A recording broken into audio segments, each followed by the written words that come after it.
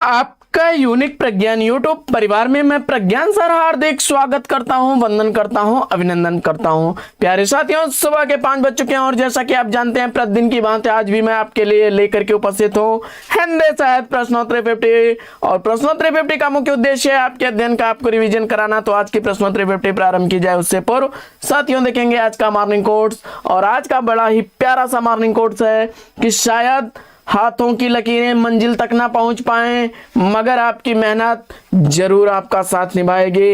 इसलिए साथियों, किस्मत तो उनकी भी होती है जिनके हाथ नहीं होते, और हाथ की लकीरों पर मत करना विश्वास है मेरे दोस्त। अपनी कामयाबी को पाने के लिए आपको जरूरत है तो कठिन परिश्रम की, और कठिन परिश्रम के साथ नियमित अध्ययन करेंगे तो मैं दावे के साथ कहता हूं कि आपको सफलता आज नहीं तो कल निश्चित मिलेगी। तो इसी मॉर्निंग कोर्स के साथ प्रारंभ करेंगे साहित्य प्रश्नोत्तरी 50 और देखेंगे प्रश्नोत्तरी 50 का पहला प्रश्न। पहला प्रश्न है, ब्रजभाषा गद्य में रचित श्रृंगार रस मंडन के रचयिता कौन है? ब्रजभाषा में रचित श्रृंगार रस मंडन विट्ठल नाथ की रचना है। प्रश्न संख्या 2, जयशंकर प्रसाद के बचपन का नाम क्या था? तो जयशंकर प्रसाद के बचपन का नाम झारखंडी था। वे कलाधर उपनाम से रचनाएं भी किया करते थे। और ब्रजभाषा में जयशंकर प्रसाद किस उपनाम से कविता किया करते थे, इसका आपको जवाब बताना है। तो साथियों, कलाधर उपनाम से वे रचनाएं किया करते थे। प्रश्न संख्या 3। अगला प्रश्न है प्रश्न संख्या 4, आत्मनिरीक्षण आत्मकथा के लेखक कौन है? आत्मनिरीक्षण आत्मकथा सेठ गोविंद दास द्वारा लिखी गई 1958 ईस्वी की प्रकाशित आत्मकथा है। अगला प्रश्न है कि महादेवी वर्मा का प्रथम काव्य संग्रह कौन सा है? महादेवी वर्मा का पहला काव्य संग्रह निहार 1930 ईस्वी का प्रकाशित काव्य संग्रह है। अगला प्रश्न है कि अलगू चौधरी जुम्मन शेख किस कहानी के पात्र हैं? अलगू चौधरी और जुम्मन शेख पंच परमेश्वर कहानी के पात्र हैं। मुंशी प्रेमचंद द्वारा लिखी गई है, बड़ी ही अच्छी कहानी है साथियों। अगला प्रश्न है कि 8वां सर्ग नाटक के नाटककार कौन है? 8वां सर्ग नाटक का नाटककार आपको बताना है। जवाब हो जाएगा सुरेंद्र वर्मा द्वारा लिखा गया 1976 ईस्वी का प्रकाशित यह नाटक है। प्रश्न संख्या 8, विरुद्धों का सामंजस्य कर्म क्षेत्र का सौंदर्य है। विरुद्धों का सामंजस्य कर्म क्षेत्र का सौंदर्य है किसकी धारणा है? तो जवाब हो जाएगा आचार्य रामचंद्र शुक्ल की। अगला प्रश्न है कि भाषा योग वशिष्ठ के रचनाकार कौन है? तो भाषा योग वशिष्ठ के रचनाकार राम प्रसाद निरंजनी है। प्रश्न संख्या 10 है, जादुई यथार्थवाद शब्द का सबसे पहले प्रयोग किसने किया था? जादुई यथार्थवाद शब्द का प्रयोग करने वाले फ्रेंच रो हैं। अगला प्रश्न है, सदियों का संताप किसकी रचना है? दलित विमर्श के लेखक ओम प्रकाश वाल्मीकि की रचना है सदियों का संताप। प्रश्न संख्या 12 है, प्रेमचंद्र और उनका युग आलोचना ग्रंथ के लेखक कौन है? तो प्रेमचंद्र और उनका युग आलोचना ग्रंथ रामविलास शर्मा द्वारा लिखा गया 1952 ईस्वी का प्रकाशित आलोचना ग्रंथ है। अगला प्रश्न है कि जहां लक्ष्मी कैद है कहानी के लेखक कौन है?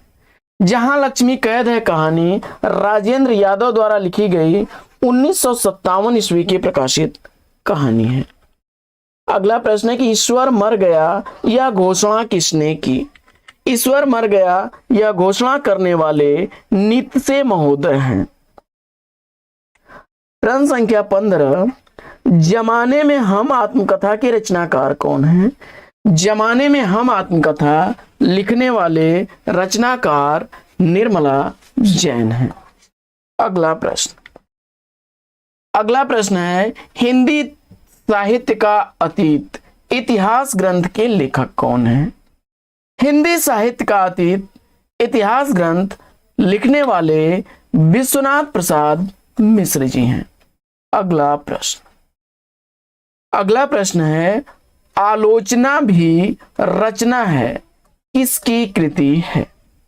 आलोचना भी रचना है, यह काशीनाथ सिंह की रचना है।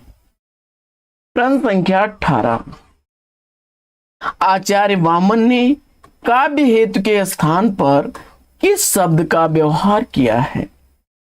आचार्य वामन ने काव्य हेतु के स्थान पर काव्यांग शब्द का प्रयोग किया है। अगला प्रश्न संख्या 19, रसीदी टिकट आत्मकथा की लेखिका कौन है? रसीदी टिकट आत्मकथा अमृता प्रियतम द्वारा लिखा गया 1969 ईस्वी की प्रकाशित रचना है। अगला प्रश्न है कि टूटना कहानी का प्रकाशन काल क्या है? टूटना कहानी का प्रकाशन वर्ष 1966 ईस्वी की प्रकाशित रचना राजेंद्र यादव की है। अगला प्रश्न है कि रस को नाट्य तक सीमित रखने का सर्वप्रथम विरोध किसने किया? रस को नाट्य तक सीमित रखने का सर्वप्रथम विरोध करने वाले अभिनव गुप्त हैं। प्रश्न संख्या 22 है कि भगवत भक्ति रसायन नामक ग्रंथ के रचयिता कौन है? तो भगवत भक्ति रसायन नामक ग्रंथ मधुसूदन सरस्वती जी का ग्रंथ है। अगला प्रश्न है कि आंगन के पार द्वार काव्य कृति के रचनाकार कौन है? आंगन के पार द्वार यह अज्ञेय द्वारा लिखी गई रचना 1961 ईस्वी की। अगला प्रश्न है कि अरविंद और सुजाता लक्ष्मी नारायण लाल के किस चर्चित नाटक के पात्र हैं? अरविंद और सुजाता लक्ष्मी नारायण लाल द्वारा लिखे गए मादा कैक्टस नाटक के पात्र हैं। अगला प्रश्न है कि साहित्यालोचन किसका लिखा हुआ समीक्षात्मक ग्रंथ है? साहित्यालोचन श्याम सुंदर दास द्वारा लिखा गया समीक्षात्मक ग्रंथ है। अगला प्रश्न है प्रश्न संख्या 27, चंपा बुद्धगुप्त जयशंकर प्रसाद के किस कहानी के पात्र हैं? चंपा और बुद्धगुप्त जयशंकर प्रसाद द्वारा लिखे गए आकाशदीप कहानी के पात्र हैं। सभी प्रश्न साथियों बड़े इंपॉर्टेंट प्रश्नों का संकलन यह होता है और इस श्रृंखला में जो भी प्रश्न आपको दिए जाते हैं उनको कंठस्थ कर लीजिएगा और मुझे आशा ही नहीं पूर्ण विश्वास है कि यह श्रृंखला आपको विजेता दिलाने में अमर भूमिका निभाएगी। तो कवियों की उर्मिला विषयक उदासीनता निबंध के लेखक कौन हैं? तो जवाब हो जाएगा महावीर प्रसाद द्विवेदी।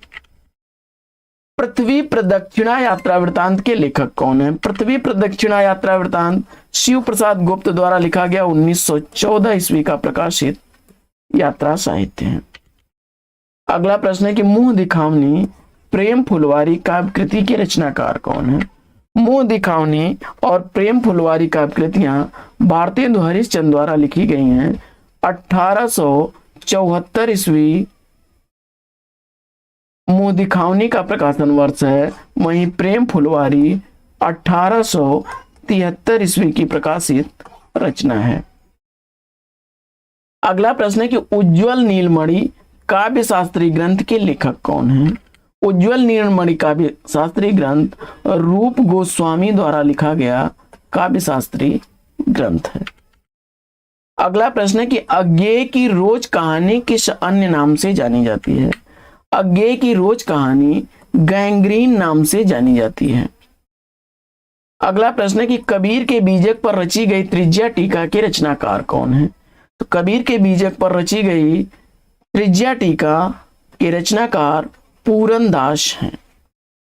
अगला प्रश्न है हलफनामा और पोस्टर कहानी के लेखक कौन है? हलफनामा और पोस्टर कहानी मनोज सोनकर द्वारा लिखी गई कहानी है।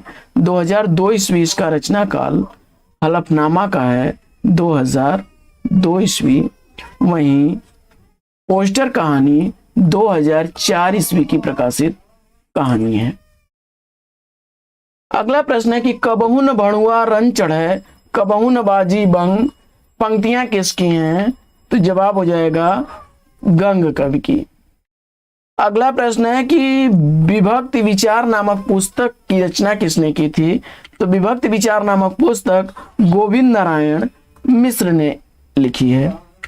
अगला प्रश्न है कि रसिकानंद काव्य शास्त्री कृति के रचनाकार कौन है? रसिकानंद काव्य कृति का रचनाकार आपको बताना है, तो जवाब हो जाएगा ग्वाल कवि की यह रचना है। 1882 ईस्वी का प्रकाशन वर्ष है। अगला प्रश्न है कि ब्रज भाषा का व्याकरण के लेखक कौन है? तो ब्रज भाषा का व्याकरण लल्लू लाल की रचना है।